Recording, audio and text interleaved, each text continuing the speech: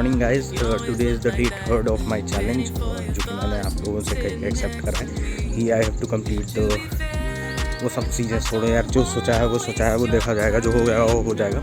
अभी जो नॉर्मल बात ये है कि यार देखो ऐसा है कि मेरे को पेन हो रहा था पेट में, और मैंने ये डिटेक्ट कर लिया कि क्यों हो रहा है। आई थॉट कि मैं ना बहुत देर तक बैठा रहता हूँ पढ़ने के लिए, सो उसके कारण क्या होता है मैं वॉक वगैरह नहीं करता हूँ। और मैंने जो भी चीज़ें छोड़ी हैं, अगर यार आप में से कोई ऐसा हो जो जिम फ्रीक हो, जो इन सब चीज़ों के बारे में ज़्यादा जानता हो, मेरे को प्लीज़ बताना। मैंने ना बहुत दिन से शुगर, पोटैटो, कार्बोहाइड्रेट, ये सारी चीज़ें, चावल वगैरह बहुत ज़्यादा छोड़ रखी है। तो some of my friends told कि यार तू बैठा रहता है ना, and you generally intake only rice and roti लेता है, तो व्हीट फ्लोर की रोटीज़ लेता है, तो क्या होता है कि वो बहुत तगड़ा अंदर इम्पैक्ट बनाता है आपके स्टमक में। उसको वो इतना हाई लेवल प्रोटीन होता है ना कि उसको ख़त्म करने के लिए either you have to do some work और some physical activities, either you have to intake some sugar, carbohydrate, such type of things. जैसे क्या होता है जिम वाले लोग, जहाँ तक मेरे को पता है, मेरे को जो दोस्तों ने बताया कि जिम वाले जो लोग होते हैं वो बहुत हैवी एक्सरसाइज करते हैं। इसके चीज़ मतलब अगर ये सब सारी चीज़ें वो छोड़ते हैं तो ठीक ठाक एक्सरसाइज करते हैं, मतलब वॉक पे भी निकलते हैं मिनिमम। और मैं कुछ भी नहीं कर रहा था। मैंने योगा वगैरह मैं करता हूँ थोड़े बहुत, मैं ज़्यादा योगा नहीं कर पाता हूँ, मतलब कर क्या पाता हूँ, आलसी हूँ यार। मैं 1-2 दिन चीज़ों को, आपने मेरे को प्लेलिस्ट में देखा होगा कि मैं 1-2 दिन चीज़ों को स्टार्ट करता हूँ, फिर मैं उन्हें छोड़ देता हूँ। और यही मेन रीज़न मेरे को लगता है कि यार मेरे यूट्यूब चैनल भी इतना अच्छा ग्रोथ नहीं कर रहा है, बिकॉज मैं 1-2 वीडियोस बनाता हूँ और फिर छोड़ देता हूँ उसको। मेरे को आलस आने लगता है। मैं सोच के तो चलता हूँ कि ये चीज़ें करूँगा, बट वो चीज़ नहीं हो पाती मेरे से। और द थिंग इज़ यार कि मैंने एक ना चीज़ बोली थी कि आप स्ट्रीट डॉग्स को अडॉप्ट करो या फिर आप स्ट्रीट डॉग्स को ही फीड करो।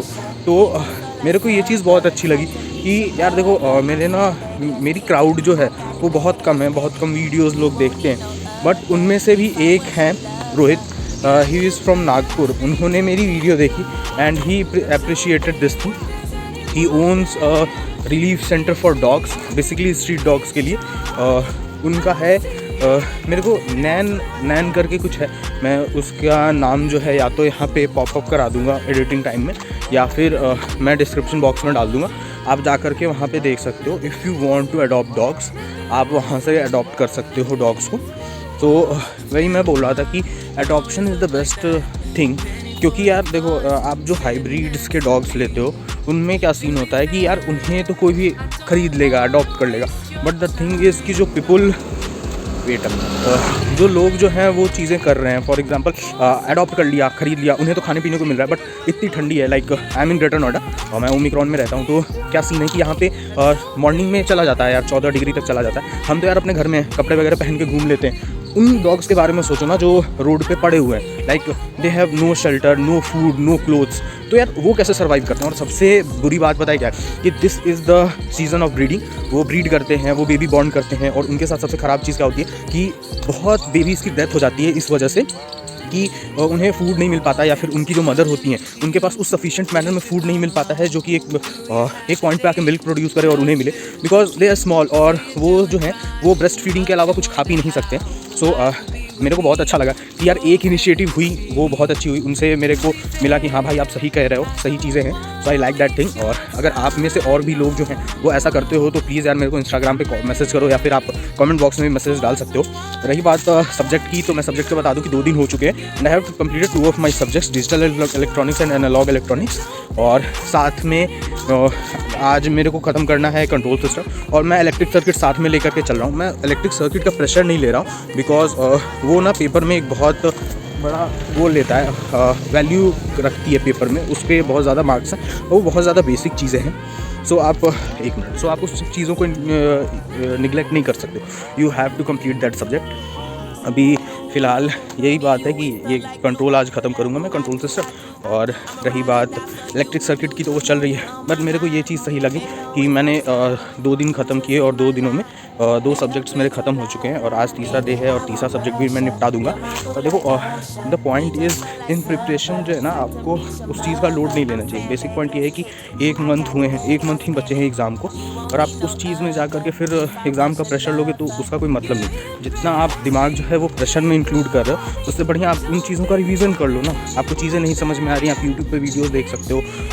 अगर आप किसी कोचिंग इंस्टीट्यूट से हो तो आप उनके वीडियोस देख लो। अगर आपके पास ऑनलाइन है तो, ऑफलाइन है तो आपके फ्रेंड्स भी बन गए होंगे, आप उनसे डिस्कस कर सकते हो। तो यार मेरा ये कहना है, प्रेशर अपने ऊपर लेने से बढ़िया जो है आप उस प्रेशर को डिस्ट्रीब्यूट करो इन टर्म्स ऑफ प्रिपरेशन। आप सब्जेक्ट प्रिपेयर करो और वो ज़्यादा हेल्पफुल होगा आपके लिए, ना कि आप प्रॉपर प्रेशर लेकर के अपने ऊपर चल रहे हो। I have to complete control system. आज कंट्रोल सिस्टम निपटा दूंगा।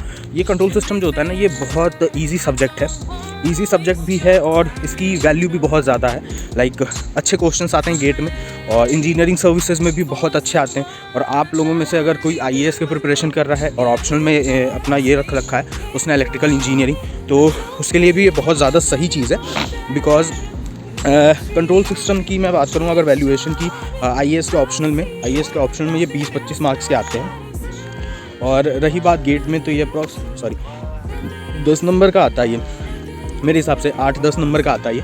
और इंजीनियरिंग सर्विसेज में भी ये बहुत अच्छा मार्क्स होल्ड करता है। देखते हैं जो भी सीन होता है। सो अभी तो मैं जा रहा हूँ कंट्रोल सिस्टम ख़त्म करूँगा और मैं उसी जगह पे वॉक पे आया हूँ जहाँ पे लास्ट डे आया था मैं। द थिंग इज़ कि मेरे को ना वीडियोस बनाने पड़ते हैं और आप मेन सोसाइटी में घूमते हो तो ऐसे फ़ोन लेकर के चल रहे हो तो ऐसा भी हो जाता है कभी कभार कि फ़ोन कोई छीन के भाग गया। तो मैं जनरली ऐसे एरियाज़ में घूम के वीडियोस बनाना प्रेफर करता हूँ जिस एरिया में ये सीन नहीं है कि यार ऐसे फ़ोन लेकर के घूम रहे हैं तो पीछे से बंदा है फ़ोन लेके भाग गया, या फिर आप पब्लिक में भी घूम रहे हो तो दूसरे लोगों को अनोइंग फील होता है कि यार हमारी वीडियोज़ क्यों बना रहा है। So this is the another thing. So अभी चलते हैं, मैं अभी जा रहा हूँ वॉक पे, वॉक से जाऊँगा मैं घर। और यार बताया मैं आज बहुत ज़्यादा लेट उठा हूँ, रोज़ की तरह ही लेट उठा। आजकल मैं सुबह मॉर्निंग में उठ नहीं पा रहा हूँ। ऐसे तो मैं उठ जाता था 8-9 बजे के आसपास, 8-9 बजे के 6-7 बजे उठ जाता, बट अब जनरली 8-9 बज जाते हैं। मैं नहीं कर सकता भाई उन सब चीज़ों को, अब मैं नहीं चेंज करने वाला। जो मेरी आदत बन गई है वो बन गई है। सो अभी घर चलते हैं, घर चल के फ्रेशन अप होंगे। नहीं यार अभी मैं नहीं, मॉर्निंग में नहीं नहाऊंगा बिकॉज ठंड है बहुत ज़्यादा। धूप भले आ गई है बट अभी भी टेम्परेचर जो है वो हमारा 15 डिग्री के आसपास है। मैंने अभी चेक करा था वीडियो बनाने के पहले, तो 15 डिग्री के आसपास है टेम्परेचर। मैं अभी नहीं नहाऊंगा यार, मेरे को आलस आता है तो आता है। सो अभी चलूँगा घर में, वॉक पे जा रहा हूँ, फिर जाऊँगा घर जाकर कंट्रोल सिस्टम स्टार्ट करूँगा। कंट्रोल सिस्टम में भी वो शायद 8 चैप्टर्स हैं, वो मैं घर जा करके बताऊँगा आपको, या फिर जब मैं पढ़ाई करूँगा तो मैं वॉइस ओवर डाल दूँगा। ओके चलो तब तक के लिए bye. If I was your lover, you impress me, enthrall me. तो यार after coming back from the walk मैंने अपने कंट्रोल सिस्टम के रिवीजन स्टार्ट किए, इसलिए क्योंकि यार कंट्रोल सिस्टम मैंने पहले भी निपटा चुका हूँ मैं एक बार, और मैंने सिर्फ वर्कबुक से निपटाया था, PYQ के क्वेश्चन सॉल्व नहीं किए थे।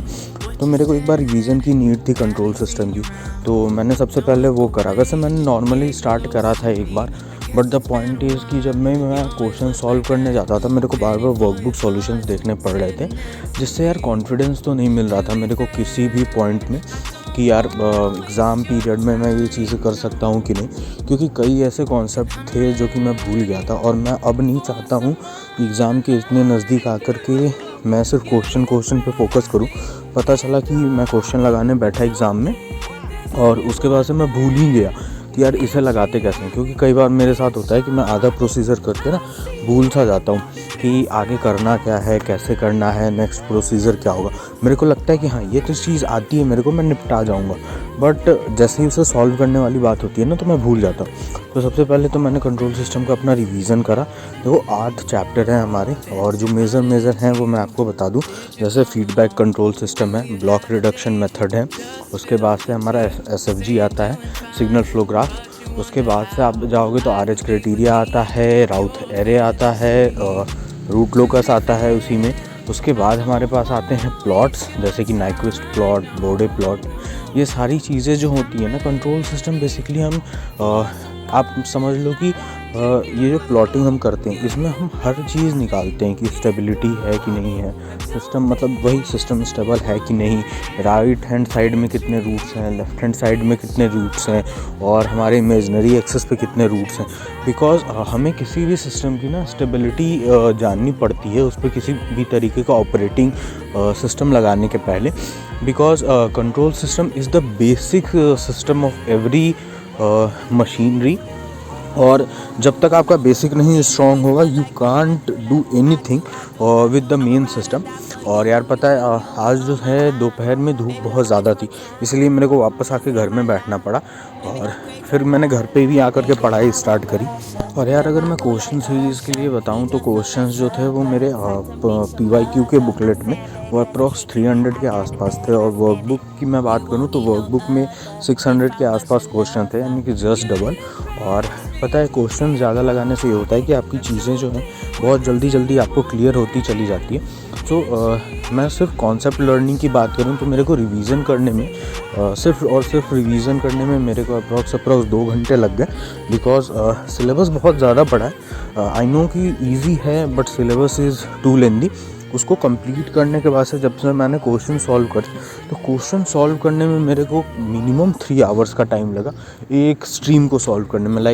मेरे को सबसे ज़्यादा टाइम लगा वर्कबुक के क्वेश्चन सॉल्व करने में, और उसमें मेरे को 3 घंटे आराम से लग गए थे। और वही मैं बात करूं कि अगर उस क्वेश्चन की क्या बोलता हूं मैं PYQ के क्वेश्चंस की, तो PYQ में मेरे को कम लगे, 2 घंटे के आसपास ही लगे, क्योंकि PYQ के क्वेश्चंस तो सॉल्व कर रखा हूं मैं।